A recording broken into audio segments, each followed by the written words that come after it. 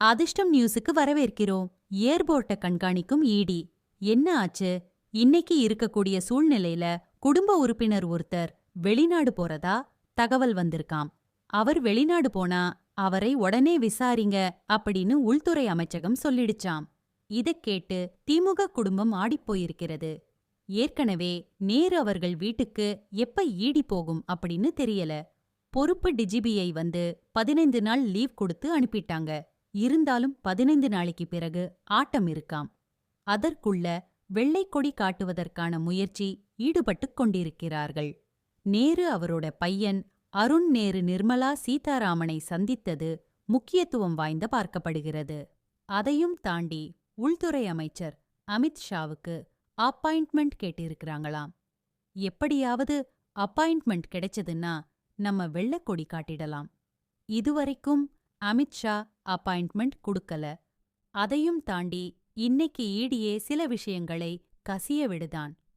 குடும்ப உறுப்பினர் வெளிநாடு போனா அரெஸ்ட் செய்யப்படுவார் அப்படின்னு ஒரு பீதிய கிளம்பியிருக்கிறான்.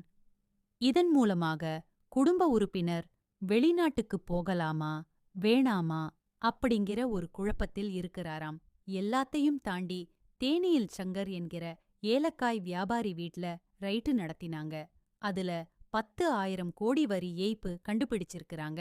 அதுல கிடைத்த ஆவணங்களில் இவர் மேலிடத்தில் உள்ள குடும்பத்திற்கு பல எஸ்டேட்டுகளை வாங்கிக் கொடுத்தது தெரிஞ்சிருக்காம்.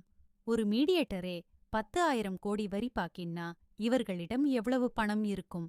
அதுவும் பார்த்தீங்கன்னா பலவிதமான ஆவணங்கள் இதுல திருத்தி எழுதப்பட்டிருக்கிறது. இதையெல்லாம் இன்னைக்கு ஈடி கண்டுபிடிச்சிருச்சாம். நேருக்கு ஸ்கெட்சில்ல நேரடியாக குடும்ப உறுப்பினர் வரைக்கும் நீளுமாம். கடைசி நேரத்துல குடும்ப உறுப்பினரை கைவிட்கும்போது திமுக ஆடிப்போய்விடும்.